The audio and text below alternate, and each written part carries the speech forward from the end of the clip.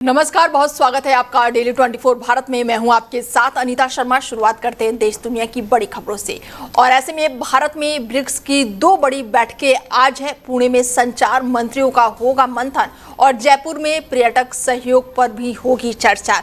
बड़ी जानकारी, डिजिटल बदलाव पर भी होगा फोकस। ऐसे में ब्रिक्स देशों में बढ़े गए आपसी सहयोग। भारत आज दो अहम ब्रिक्स बैठकों की मेजबानी कर रहा है और ऐसे में पुणे में आयोजित 12वीं ब्रिक्स संचार मंत्रियों की बैठक की अध्यक्षता केंद्रीय संचार मंत्री ज्योतिरादित्य सिंधिया करेंगे। और इस बैठक में ब्रिक्स देशों के संचार मंत्रियों और वरिष्ठ प्रतिनिधि जो है वो शामिल होंगे। ऐसे में भारत में ब्रिक्स की दो अहम बैठकें हैं। पुणे में संचार मंत्रियों का होगा मंथन और ऐसे में ये बड़ी बैठक होने वाली है। जयपुर में पर्यटन सहयोग पर भी चर्चा होगी और इस दौरान कई मुद्दों पर चर्चा हो सकती है। और इस बैठक की थीम जो है वो लचीले भविष्य के लिए नवाचार, सहयोग और परिवर्तन के लिए बेहद ही अहम मानी जा रही है। इसमें डिजिटल बदलाव के तेज करने और तकनीकी सहयोग बढ़ाने और सर्वत्र अनुभव को साझा करने पर विशेष जोर दिया जाएगा। वहीं भारत की ब्रिक्स अध्यक्षता के तहत जयपुर में ब्रिक्स पर्यटन मंत्रियों की 2 दिवसीय बैठक भी शुरू हो रही है और इसमें सदस्य देशों के पर्यटन मंत्री और अधिकारी हिस्सा लेंगे। बैठक में टिकाऊ और जिम्मेदार पर्यटन कौशल विकास, आसान योजना और साथ ही आसान यात्रा व्यवस्था और पर्यटन विकास और आर्टिफिशियल के उपयोग जैसे अहम मुद्दों पर चर्चा होगी। ऐसे में माना जा रहा है कि इस बैठक में ब्रिक्स देशों के बीच डिजिटल सहयोग और पर्यटन साझेदारी को नई मजबूती मिलेगी। साथ ही वैश्विक दक्षिण के देशों के बीच भी आपसी सहयोग को बढ़ावा मिलेगा। और ऐसे में ये बैठक जो है बेहद ही खास मानी जा रही है। पुणे में ये बैठक, जयपुर में पर्यटन सहयोग पर भी चर्चा होने वाली है और डिजिटल बदलाव पर भी ये पूरा फोकस होने वाला है। ऐसे में ब्रिक्स देशों में की बढ़ोतरी की ओर लगातार नजर है और भारत में ब्रिक्स की 2 बड़ी बैठकें जो है आज होने वाली है। बड़ी जानकारी निकलकर सामने आ रही है कि ब्रिक्स देशों की बैठक जो है भारत में होने वाली है और इस दौरान जयपुर में भी पर्यटकों को बढ़ावा देने के लिए बातचीत हो सकती है, चर्चा हो सकती है ब्रिक्स देशों को लेकर ये बैठक जो है। और आज 2 बड़ी बैठकें हैं और अब इस बैठक पर सभी की नज़रें जो है वो टिकी हुई है। बड़ी जानकारी निकलकर सामने आ रही है कि ये बैठक जो है कई मायनों में बेहद ही खास है और ब्रिक्स देशों की जो बैठक है वो भारत में होने वाली है और इस दौरान कई अहम मुद्दों पर चर्चा हो सकती है। वहीं जयपुर से अहम जानकारी निकलकर सामने आ रही कि जयपुर में स्कूलों के मुद्दों पर मचा सियासी बवाल और ग्रामीणों ने सीजेपी कार्यकर्ताओं का विरोध किया। स्कूल की बदहाल हालत पर बहस छिड़ी हुई है और ऐसे में मारपीट के आरोपों से विवाद जो है वो लगातार बढ़ता ही जा रहा है। ऐसे में राजस्थान की राजधानी जयपुर में ये बड़ा मामला सामने आया है। सरकारी स्कूलों की बदहाल व्यवस्था को लेकर सियासी विवाद लगातार खड़ा हो रहा है। स्कूल की स्थिति का जायजा लेने के लिए पहुंचे सीजेपी के कार्यकर्ताओं का ग्रामीणों ने विरोध किया और उन्हें गांव से ही खदेड़ दिया और इसके बाद से ग्रामीण सीजेपी के खिलाफ धरने पर बैठ गए। सीजेपी से जुड़े आशुतोष राका ने आरोप लगाया कि उनकी टीम के साथ बीजेपी कार्यकर्ताओं ने मारपीट की। राका का कहना है कि गाँव का सरकारी स्कूल सालों से जर्जर हालत में है और बच्चे अस्थायी भवन में पढ़ाई करने को मजबूर हैं। वहीं ग्रामीणों का कहना है कि स्कूल की समस्या पुरानी है लेकिन कुछ लोग इस मुद्दे पर राजनीति करने की कोशिश कर रहे हैं। ग्रामीणों के मुताबिक स्कूल भवन की मरम्मत लंबे समय से नहीं हुई है और फिलहाल बच्चों की पढ़ाई गाँव के लोगों द्वारा उपलब्ध कराए गए कमरों में चल रही है। ग्रामीणों ने बताया कि स्कूल के पुनर्निर्माण के लिए बजट स्वीकृति हो चुका है लेकिन काम अभी शुरू नहीं हुआ है। घटना के बाद से इलाके में तनाव का माहौल है और स्कूल की बदहाल स्थिति को लेकर राजनीतिक बयानबाजियां भी अब तेज हो गई हैं। वहीं केंद्रीय गृह मंत्री अमित शाह एक बार फिर से उत्तर बंगाल के दौरे पर पहुंच गए हैं और करीब 1 महीने में ये उनका दूसरा उत्तर बंगाल का दौरा है जिसे पूर्वी सीमाओं की सुरक्षा के लिहाज से बेहद ही खास माना जा रहा है। 3 दिन के इस दौरे में अमित शाह सीमा सुरक्षा व्यवस्था की समीक्षा करेंगे और सशस्त्र सीमा बल के अधिकारियों और जवानों से भी संवाद करेंगे। उनका फोकस नेपाल, भूटान और बांग्लादेश में लगती सीमाओं के साथ साथ रणनीतिक रूप से बेहद ही महत्वपूर्ण सिलीगुड़ी कॉरिडोर पर रहेगा। बागडोरा पहुंचने के बाद से अमित शाह जो है सुकाना रवाना हुए, जहां पर सीमा सुरक्षा से जुड़ी परियोजनाओं और तैयारियों की समीक्षा की जाएगी। इसके अलावा विभिन्न सुरक्षा एजेंसियों और राज्य प्रशासन के वरिष्ठ अधिकारियों के साथ उच्च स्तरीय बैठकें भी प्रस्तावित है। माना जा रहा है कि घुसपैठ, हथियारों और मादक पदार्थों की तस्करी, मानव तस्करी, सीमा पर अपराधों पर रोक लगाने के लिए तकनीकी निगरानी और एजेंसियों के बीच बेहतर समन्वय पर विशेष जोर दिया जाएगा। सिलीगुड़ी कॉरिडोर देश की पूर्वोत्तर राज्यों से जोड़ने वाली अहम कड़ी है, इसलिए इस क्षेत्र को सुरक्षा राष्ट्रीय दृष्टि से बेहद ही महत्वपूर्ण मानी जाती है। माननीय गृह मंत्री अमित शाह जी आज नहीं, पिछले 10-12 साल से ही बंगाल को विशेष नज़र से रखते थे। यहाँ संगठन खड़ा करना, जिताना उनका विशेष प्रायोरिटी रहा। परिवर्तन भी हुआ है, लेकिन अभी सबसे सेंसिटिव बॉर्डर बंगाल और बांग्लादेश का यहाँ वेस्ट बंगाल में ही है। तो इसलिए वो लगभग 250 किलोमीटर 254 किलोमीटर का जगह हम लोग दे दिए हैं। बंगाल गवर्नमेंट ने 45 दिन में दे चुका है। अभी 50 किलोमीटर के लगभग और ज़मीन मिलना चाहिए, जहाँ बनेगा, काम शुरू हो गया है। अभी कैबिनेट मीटिंग में उसका फैसला हुआ है और ये सीमा को पूरा सुरक्षित करने के लिए माननीय गृह मंत्री हमेशा नज़र रखा है, कानून व्यवस्था के लिए भी। और हर महीना लगभग इस समय आते हैं सरकार का काम, और साथ साथ सुरक्षा का खुद अपने और देख में रख। वहीं छत्तीसगढ़ में इंदिरा गांधी कृषि विश्वविद्यालय से जुड़े कॉलेजों में बीएससी एग्रीकल्चर सेकेंड ईयर की परीक्षा का कथित पेपर लीक होने के बाद से बड़ा विवाद खड़ा हो गया है। कृषि कीट विज्ञान विषय की परीक्षा शुरू होने से पहले प्रश्न पत्र लीक होने की शिकायतें सामने आई है, जिसके बाद से विश्वविद्यालय प्रशासन ने परीक्षा रद्द करा दी और मामले की गंभीरता को देखते हुए विश्वविद्यालय ने जांच के लिए समिति गठित कर दी और संबंधित प्रोफेसरों और कर्मचारियों को भी तलब किया गया। मुख्यमंत्री विष्णुदेव साय ने कहा कि सरकार ने मामले का संज्ञान लिया है और दोषियों के खिलाफ सख्त कार्रवाई की जाएगी। उन्होंने बताया कि विश्वविद्यालय प्रशासन ने परीक्षा निस्तारण करने के साथ साथ जांच प्रक्रिया भी शुरू कर दी है। दूसरी ओर इस मुद्दे पर राजनीति भी तेज हो गई है। कांग्रेस ने राज्य सरकार पर निशाना साधते हुए परीक्षा प्रणाली की पारदर्शिता पर सवाल उठाए। विश्वविद्यालय के अनुसार 33 संबद्ध कॉलेजों में आयोजित होने वाली ये परीक्षा अब सितंबर के पहले सप्ताह में दोबारा कराई जाएगी और फिलहाल जांच एजेंसियां ये पता लगाने में जुटी हुई है कि प्रश्न पत्र लीक कैसे हुआ और इसके पीछे कौन लोग जिम्मेदार है। ऐसे में ये बड़ी जानकारी, बीएससी एग्रीकल्चर की परीक्षा जो है वो रद्द हो गई है और आईजीकेवी ने पेपर लीक्स में लगातार अब हड़कंप मचता जा रहा है। जांच के लिए समिति का गठन किया गया है। सीएम ने सख्त कार्रवाई के निर्देश भी दिए हैं। ऐसे में पेपर लीक का एक और मुद्दा जो है वो छत्तीसगढ़ से सामने आया। हमारे साथ मैनेजिंग एडिटर जुड़ चुके हैं, रमेश ठाकुर जी हैं, उनसे चर्चा करते हैं कि किस तरीके से देख रहे हैं। लगातार हम इनसे चर्चा कर रहे हैं कि पेपर लीक को लेकर लगातार देश में बवाल मचा हुआ है और एक बार फिर से छत्तीसगढ़ में पेपर लीक का मामला जो है वो सामने आया है। तो सर, आप किस तरीके से देख रहे हैं इसको? रमेश जी से हमारा संपर्क टूट गया, हम एक बार फिर से कोशिश करते हैं चर्चा में जोड़ने के लिए। और ऐसे में मामला जो है ये छत्तीसगढ़ का बताया जा रहा है और एक बार फिर से पेपर लीक का मुद्दा लगातार तेज बना हुआ है। बातचीत करते हैं और हमारे साथ जुड़ चुके हैं उनसे फिर मेहमान हमारे, और उनसे जानते हैं कि लगातार हम चर्चा कर रहे हैं सर से कि पेपर लीक का मुद्दा दिल्ली हो, झारखंड हो, अब छत्तीसगढ़ तक पहुंच गया है। तो सर, आप किस तरीके से देख रहे हैं इसको? देखिए, छत्तीसगढ़ तो बीजेपी शासित प्रदेश है, सरकार के ही तो जाहिर सी बात है, अगर वहां पे पहुंचा है तो मुझे नहीं मालूम के लिए ये इन्होंने मूवमेंट छेड़ा है।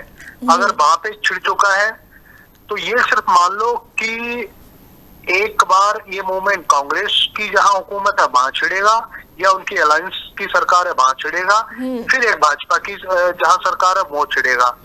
तो इसका मतलब वही हो गया तेरा मेरा। बिल्कुल बिल्कुल। आज तू फंस रहा है, कल मैं फंस रहा हूँ। आज आपकी कमियां, कल आपकी कमियां। तो अगर ये देखा जाए तो परीक्षाएं जो रद्द हो रही हैं, परीक्षाएं जो लीकेज हो रही हैं, वो कोई एक राज्य का मसला नहीं है। बिल्कुल सर, ये पूरे भारत का मसला है। और जो बड़ी परीक्षाएं जैसे यूपीएससी हो गई, नीट परीक्षा हो गई है, जिसको एनटीए करवाती है, नेशनल टेस्टिंग एजेंसी करवाती है, वो तो पूरे भारत के लेवल की परीक्षाएं होती हैं।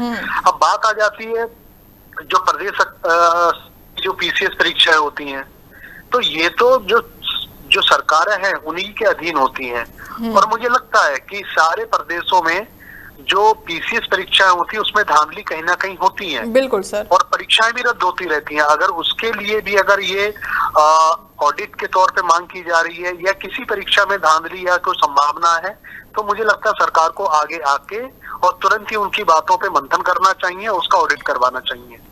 बिल्कुल। ऐसे में सर अभी आपने बोला कि अब ये हो रहा है कि ये राज्य जो है वो पक्ष का है, ये राज्य जो है वो विपक्ष का है, पेपर लीक का मुद्दा चल रहा है, तो हम एक दूसरे पर ही आरोप लगा रहे हैं, हल तो निकल नहीं रहा है।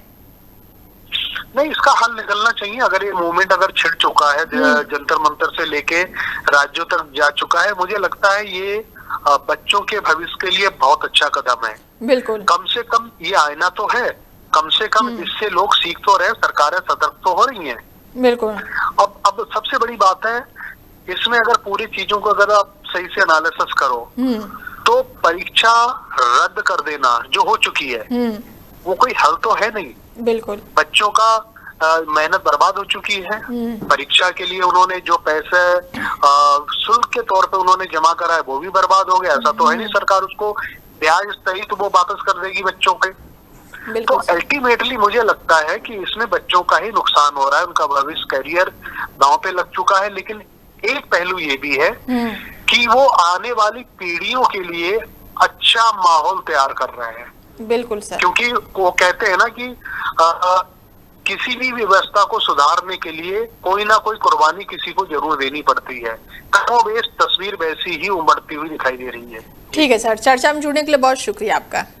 वहीं असम और मेघालय की सीमा पर हालात बेहद ही तनावपूर्ण हो गए हैं। शिलोंग में खासी स्टूडेंट यूनियन यानी कि KSU की रैली के दौरान असम के लोगों और वाहनों पर कथित हमले के विरोध में गुवाहाटी के टैक्सी चालकों ने राष्ट्रीय राजमार्ग 27 पर प्रदर्शन शुरू कर दिया और इसके बाद से जोराबाट इलाके में मेघालय नंबर की गाड़ियों की आवाजाही पूरी तरह से रोक दी गई, लेकिन केवल मरीजों को ही ले जाने वाले वाहनों को ही वहां से गुजरने की अनुमति दी गई। जवाब में मेघालय के परिवहन संगठनों ने उमियान और बनिहार क्षेत्र में असम नंबर की गाड़ियों को रोकना शुरू कर दिया। दोनों राज्यों के संगठनों के बीच ये विवाद अब आमने सामने की नाकेबंदी में बदल गया है, जिससे सीमावर्ती इलाकों में यातायात बुरी तरह से प्रभावित हुआ है।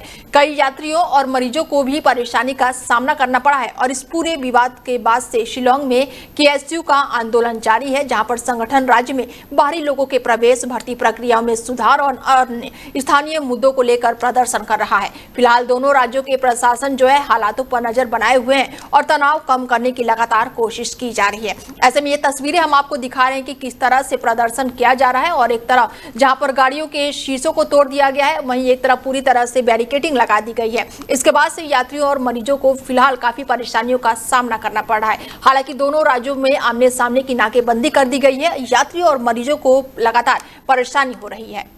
वहीं यूपी में बड़े प्रशासनिक फेरबदल के तहत शासन ने 7 जिले के पुलिस कप्तानों समेत 9 IPS अधिकारियों के तबादले कर दिए हैं। बाराबंकी के पुलिस कप्तान विकास चंद्र त्रिपाठी को संभल का नया पुलिस अधीक्षक बनाया गया है। गोंडा के SP विनीत जायसवाल को सुल्तानपुर की जिम्मेदारी सौंपी गई है, जबकि सुल्तानपुर के SP चारू निगम को फील्ड पोस्टिंग से हटाकर UP 112 में पुलिस अधीक्षक नियुक्त किया गया है। मेरठ के वरिष्ठ पुलिस अधीक्षक अवनीश पांडे को पुलिस मुख्यालय से संबंध किया गया है और झांसी में तैनात BBGTS मूर्ति को मेरठ का नया SSP बनाया गया है। बिजनौर के SP अभिषेक को गोंडा भेजा गया है, जबकि बलरामपुर के SP विकास कुमार को झांसी के वरिष्ठ पुलिस अधीक्षक बनाया गया है। संभल के SP कृष्णा कुमार को बिजनौर और हरदोई में तैनात प्रकाश सिंह को बलरामपुर का नया पुलिस कप्तान नियुक्त किया गया है। सरकार के इस फेरबदल को कानून व्यवस्था और प्रशासनिक कार्यों को और भी मजबूत बनाने की दिशा में बेहद ही अहम कदम माना जा रहा है।